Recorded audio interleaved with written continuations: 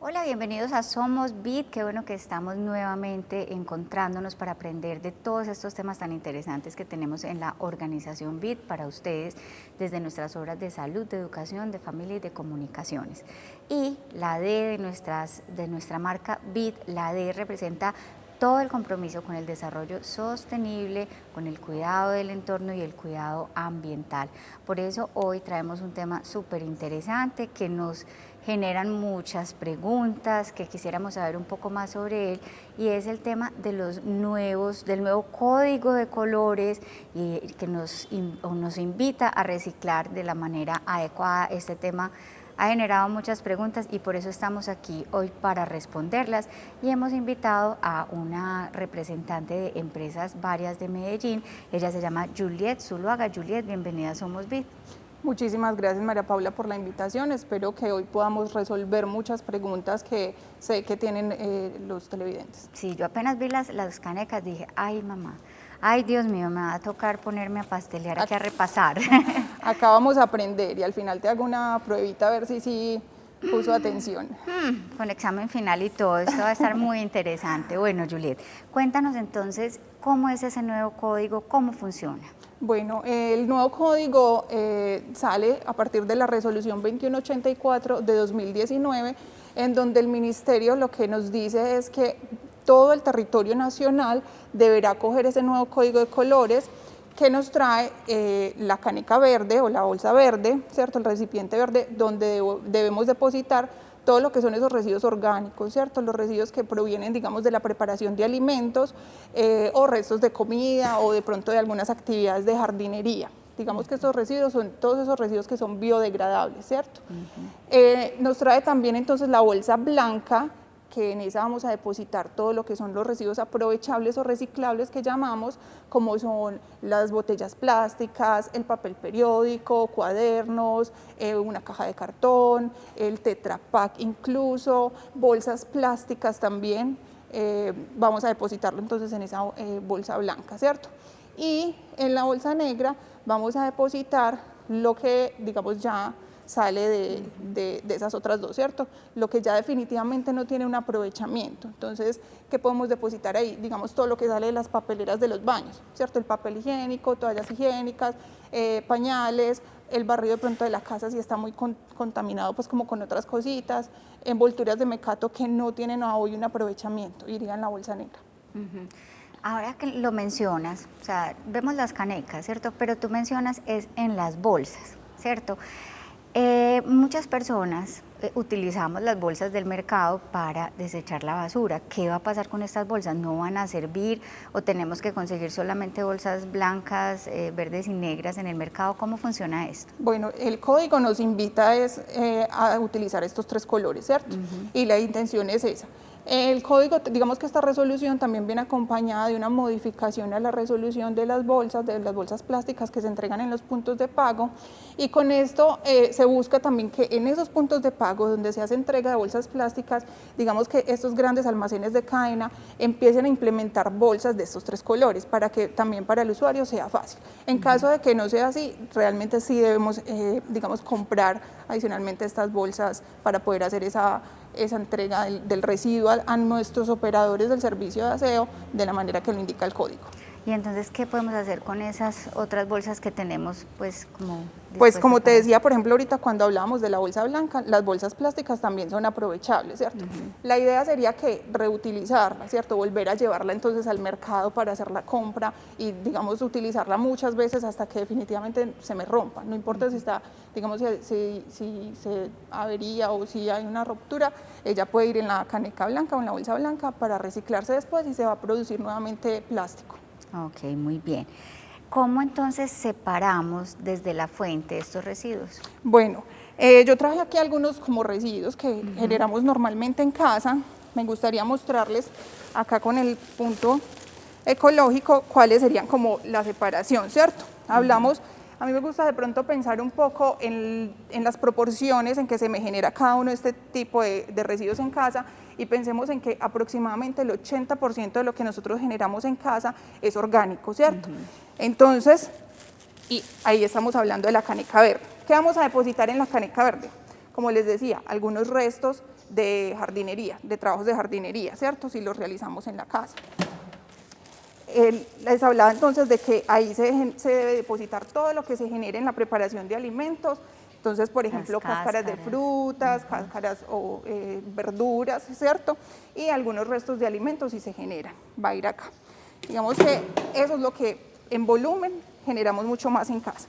Después, que seguiría más o menos un 30-20% son residuos aprovechables de los reciclables que irían en esta caneca blanca, como que ahorita hablábamos de las bolsas plásticas, son reciclables, envases del champú, de los detergentes, que es tipo pasta, iría en este, el tubito, por ejemplo, del papel higiénico, de las toallitas de cocina, que es cartón o plegadiza, algunas latas, ¿cierto?, que generamos en casa, también debería ir acá, envases de plástico, papel periódico, papel archivo u otros, iría acá, listo.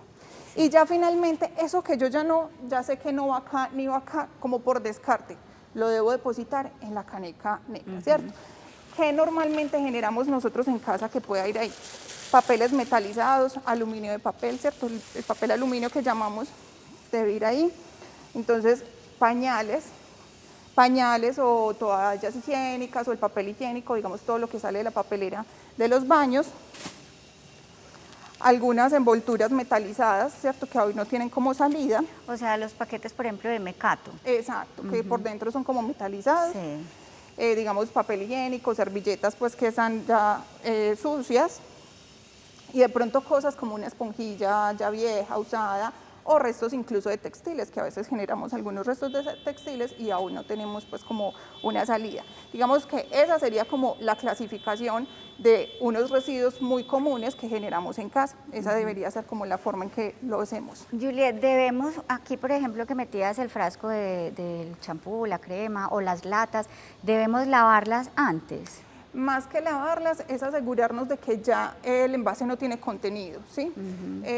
Digamos que el tema de los residuos es un tema que ha ido evolucionando. Recordemos que antes hablábamos de basura o de desecho, hoy hablamos de residuos y muy prontamente yo espero que empecemos a hablar de recursos, porque finalmente los residuos son recursos, provienen de recursos y con esta clasificación que nos puede garantizar que puedan llegar a una nueva, digamos, cadena de producción, vuelvo y hablo de recursos, ¿cierto? Ese es como también el objetivo de esta norma.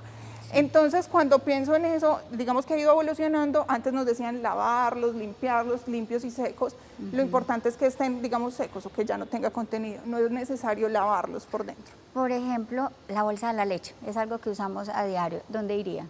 La bolsa de la leche va en la blanca.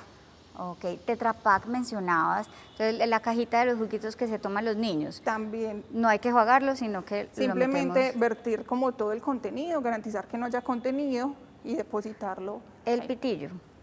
También puede ir. Si es plástico, ahí. Bueno, muy bien. ¿Quiénes debemos cumplir este nuevo código, esta reglamentación? Bueno, el código, como te decía, está, digamos, regulando el territorio nacional. Todos los usuarios del servicio de aseo deben cumplir con este código de colores, ¿cierto? Es importante entonces conocer cuáles son esas alternativas que tenemos en cada uno de los territorios para saber cómo hago mi clasificación. El Ministerio nos ordena adoptar este nuevo código de colores, sin embargo hay que recordar que cada municipio tiene su PEGIRS municipal, ¿cierto? Y bajo ese PEGIRS el municipio determinará cómo se debe hacer la clasificación. En el caso de Medellín, nosotros actualmente contamos con 26 prestadores del servicio de recolección del aprovechable, en este caso, digamos, de lo que debe ir depositado en el blanco. Sin embargo, actualmente no se cuenta con una ruta selectiva para lo que son los residuos orgánicos, que es el verde, pero que sí existe en la ciudad.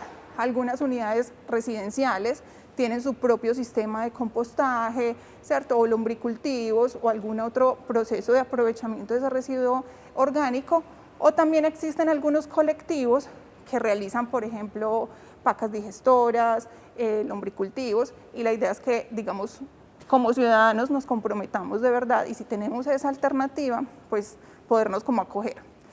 En caso de que definitivamente me quede muy difícil, porque cerca a mí es zona, no cuento como con una de esas alternativas, hasta que el PEGIRS diga cómo se va a disponer, digamos, cuál sería esa ruta selectiva del orgánico.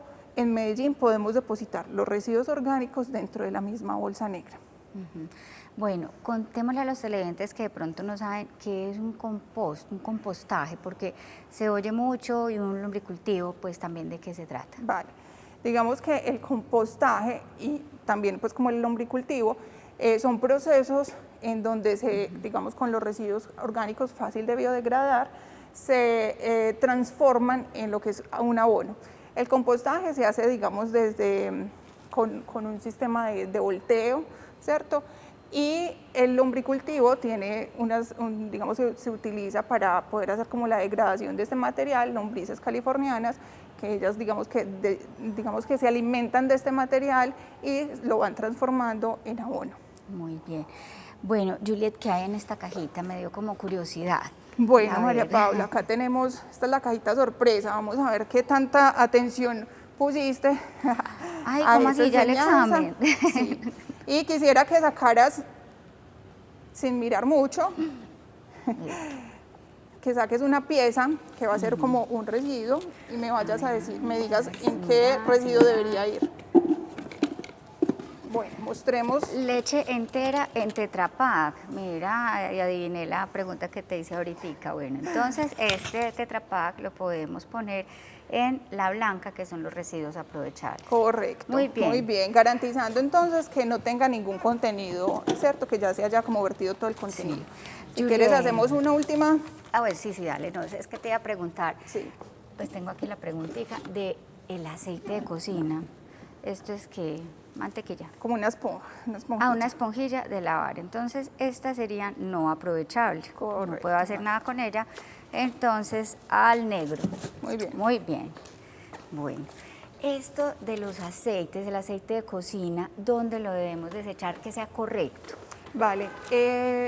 Digamos que el aceite de cocina usado tiene un manejo especial.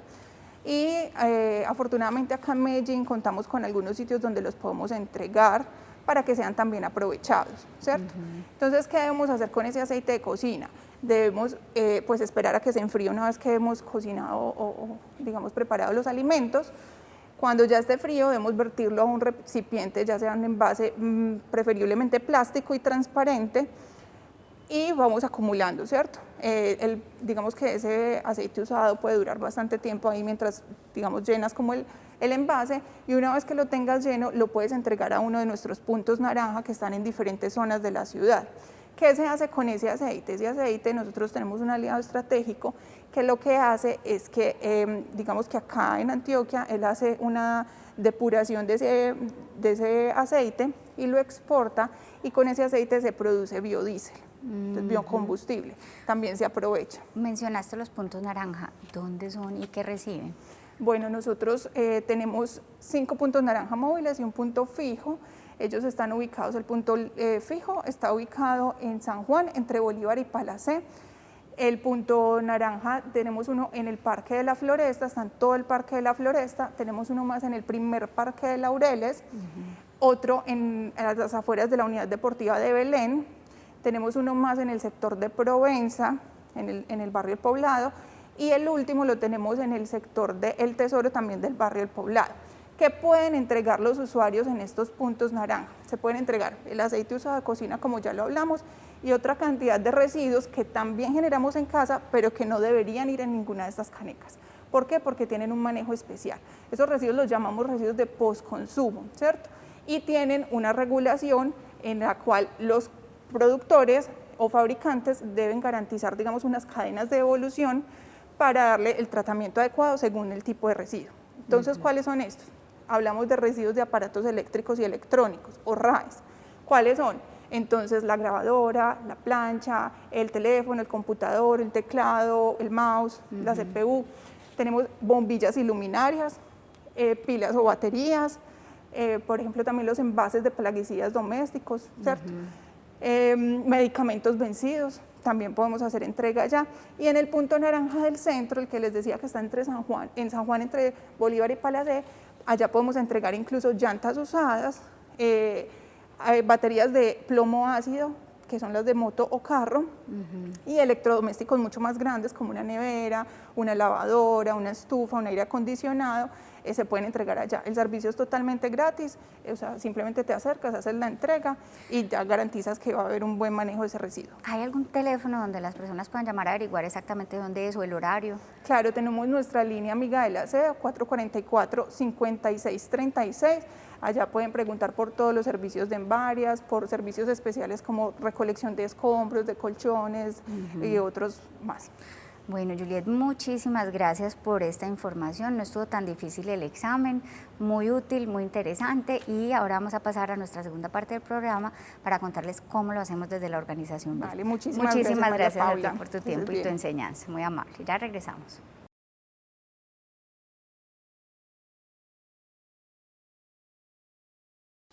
Muy bien, continuamos entonces aprendiendo hoy sobre la nueva regulación de los desechos de los colores que tenemos acá. Entonces, en la organización BIT también trabajamos en este adecuado residuo, y para eso está Mateo Hernández de nuestro Departamento de Gestión Ambiental. Él es ingeniero ambiental y nos va a contar cómo desde la organización estamos asumiendo este reto también. Bienvenido, Mateo. Muchas gracias, María Paula, por la invitación.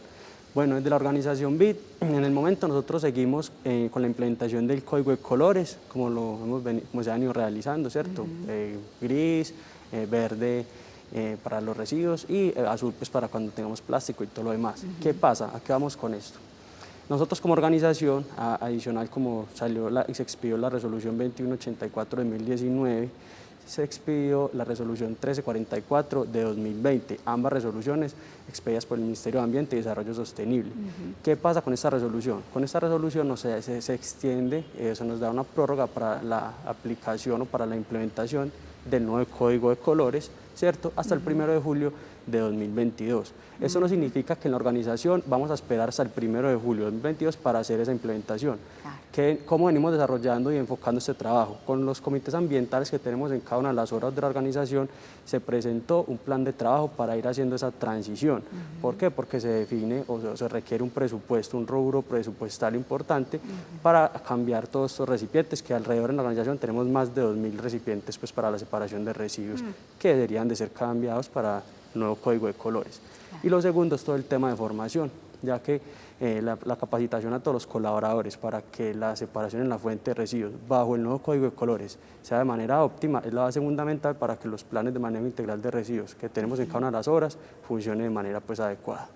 Muy interesante eso, y estoy segura que no nos vamos a tomar hasta el 2022 porque aquí somos muy serios en esto. Bueno, y el tema de cómo mejorar, cuáles son los retos, cómo mejorar la tasa de aprovechamiento de estos recursos dentro de nuestra institución. Sí, hay algo bien importante. Nosotros como organización tenemos una tasa de aprovechamiento del 52% de todos los residuos que generamos. Es una tasa realmente alta, o sea, teniendo en cuenta que organizaciones o instituciones similares a las de nosotros tienen tasas de aprovechamiento entre el 15, el 25 o 30%, nosotros tenemos una tasa a hoy del 52%, tenemos una meta que es aumentar al 55% y mantenerla, obviamente, y más con el tema de la transición del cambio del Código de Colores. Entonces, como meta, aumentar al 55% y mantener y realizar como todo el plan de formación para que esta transición en cada una de las horas se haga pues como en la medida de la mejor manera y que sea pues lo más fácil posible pues hacer este cambio. Qué bueno, y seguro que con el liderazgo que ustedes tienen en la organización logran que todos nos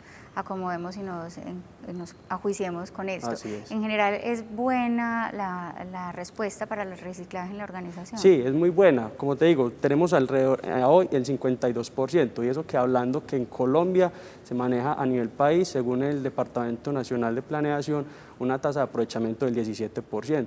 Nosotros en la organización tenemos un 52%, lo cual es muy favorable. Excelente. Y la meta es seguir pues aumentando y conservar esta cifra. Muy buena noticia. Muchísimas gracias, Mateo, por compartirnos esta información tan valiosa y darnos esa noticia tan buena. Qué rico que estamos por encima de la tasa, y es un compromiso pues que se lleva realmente en todos los colaboradores de la organización. Muchas gracias, Mateo, por estar acá. Muchas gracias. Y a ustedes, televidentes, también por acompañarnos siempre, por permitirnos llevarles todo este conocimiento hasta sus casas. Los esperamos en una próxima oportunidad. Hasta entonces.